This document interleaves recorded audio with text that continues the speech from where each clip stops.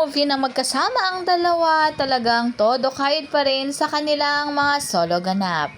Si Bel Mariano may fancy band, talang si Donnie Pangilinan ay pick up coffee. Grabe talaga ang kabisihan ng dalawa, talagang kahit may movie na magkasama, talagang nakafocus pa rin sa kanilang solo endorsement. Ayon nga sa netizen, as a fan of Love Team like before and now Don Bell, mantra ko na lang is never assume. It's either Donnie and Bell are only friends or lovers in real life, sa kanila talaga yon. Mga bata pa naman sila at malayo pa ang lalakbayan nila. Hangad ko ang success ng mga career nila. Sila man ang endgame, bonus na yon. Sabi pa nga ng iba, they are simply assuring us that all don't have to worry, no need to listen to the noise of the world cause we're still each together. Kakampi kami pa rin hanggang dulo. We love you so much, our Donnie and Bel Mariano.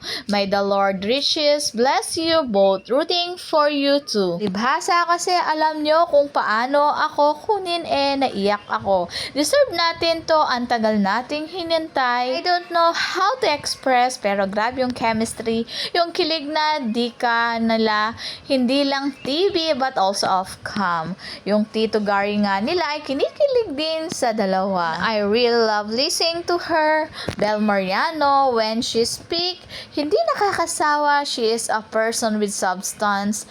When she speaks, you really have to listen. An intelligent woman.